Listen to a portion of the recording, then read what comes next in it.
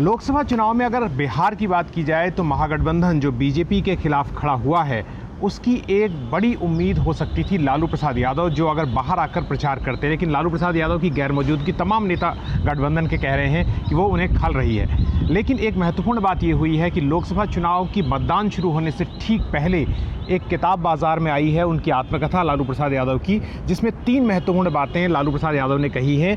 पहले तो उन्होंने अपने विपक्षी जो हैं बिहार के मुख्यमंत्री, उन पर निशाना साधते हुए कहा है कि आरएसएस को बढ़ाने में, राज्य में पनपाने में उनका योगदान रहा।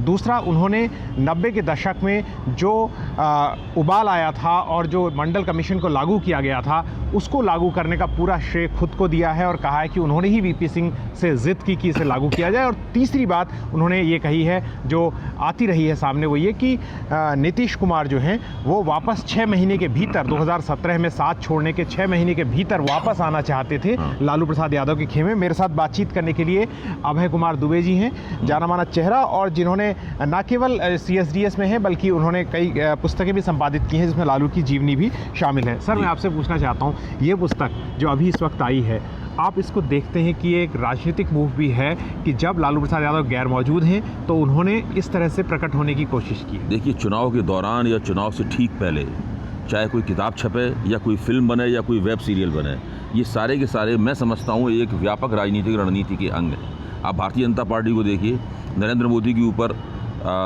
वेब सीरियल बन रहा है, फिल्म आ रही है, इससे पहले सर्जिकल स्ट्राइक को लेकर एक फिल्म बन चुकी है, सुपरहिट भी हुई है। ये सब बहुत ही पूर्व नियोजित था ताकि चुनाव से ठीक पहले इस तरह की फिल्में बनकर सारी बहस नरेंद्र मोदी की शख्सियत के इर्द गिर्द सिमट जाए।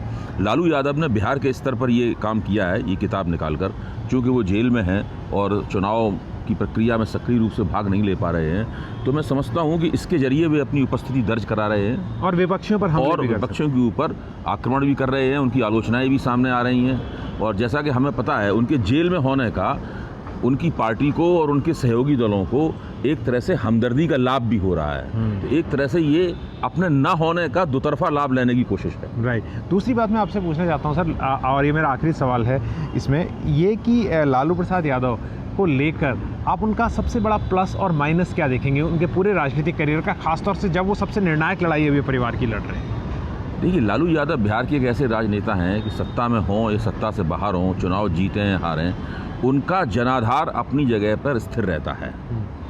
बिहार में यादवों के वोट, मुसलमानों के वोट और कुछ पिछड़ों के वोट, पिछड़ी जातियों के वोट लालू यादव को हमेशा मिलते रहे हैं। 2014 के चुनाव में, जो कि लालू यादव के लिए एक बुरा चुनाव था नतीजे के तौर पर, उसमें भी लालू यादव के पास अच्छे खासे वोट थे। तो लालू यादव का जो स्टार्टिंग पॉइंट होता है राजनीति में, चुनावी राजनीति में, वो मजबूत है। वो बिहार में किसी भी एक व्यक्ति के अगर जनाधार देखा जाए तो उस लिहाज से लालू यादव का जनाधार सबसे ज़्यादा मजबूत है। और इतने लंबे अरसे से, 90 के दशक से अब तक लगातार कम से कम 30 साल में इस जनाधार को टिकाए रखना एक बहुत बड़ी उपलब्धि है। आखिरी में जो मैंने पूछा था, उनका नेगेटिव पॉइंट आप क्या देखेंगे पूरे? देखिए, उनका नकारात्मक पॉइंट ये है कि उन्होंने जो सशक्तिकरण की राजनीति थी, उस राजनीति से परे जाकर उस पूरी सामाजिक न्याय की राजनीति के लिए समस्याएं पैदा हो रही हैं, उनको संबोधित करने का प्रयास नहीं किया। होता ये है कि राजनीतिकरण के जरिए कोई एक बिरादरी, कोई एक समुदाय सशक्तिकरण की तरफ जाता है तो उसमें नई महत्वाकांक्षाएं पैदा होती हैं और वो सत्ता में नए सिरे से भागीदारी की मांग करता है। और जब सत्ता में नए सिरे से भागीदारी नहीं मिलती, तब वो दूसरी जगह छिटक जाता है, जो कि उन तमाम समुदायों के साथ हुआ जो एक ज़माने में लालू यादव के साथ थे। लेकिन आज वो या तो स्वतंत्र रूप से पार्टी बनाकर राजनीति कर रहे हैं या वो विपक्षी राजनीति में भी भारतीय जनता पार्टी के साथ चले गए हैं। तो लालू यादव को चाहिए था कि वो जो उन्होंने एक ऐतिहासिक काम किया था सशक्तिकरण की प्रक्रिया का, उसके बाद जो नई महत्वाकांक्षाएं पैदा हुई थी उनको वो संबोधित करते, उनके लिए गुंजाइशें निकालते। और वो भी उसी तरह से दूसरे लोहियावादी और समाजवादी नेताओं के उसमें फंस गए, जो लोहिया और जेपी के विरुद्ध के विपरीत जो है परिवार को ही आगे बढ़ाते रहे। ये दाग उन पर रहेगा। देखिए, ये तो एक बहुत बड़ी समस्या है, लालू यादव की हो, चाहे मुलायम सिंह यादव की हो, चाहे करुणानिधि के परिवार की हो, ये एक बहुत बड़ी समस्या है भारतीय राजनीति का। ये विशेष रूप से सामाजिक न्याय के नेताओं की समस्या नहीं है। जो लोग सामाजिक न्याय की राजनीति के नहीं हैं, उनके साथ भी ये समस्या है। तो इसलिए दक्षिणपंथी राजनीति में भी है। इसलिए इसका लालू यादव के ऊपर विशेष दोष नहीं लगाया सकता।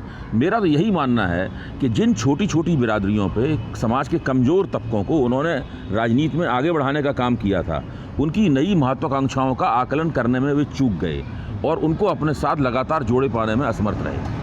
तो जैसा अभय जी ने कहा कि जिस तरह से अलग अलग लोग अलग अलग तरीके के रास्ते अपना रहे हैं इस वक्त चुनाव में अपना प्रभाव दिखाने के लिए, उस तरह से ये जो पुस्तक आत्मकथा आई है वो भी किसी स्तर पर इस बात से इनकार नहीं किया जा सकता क्योंकि गैर मौजूदगी को भरने का काम करेगी। इसका असर कितना होगा ये देखने वाली बात है।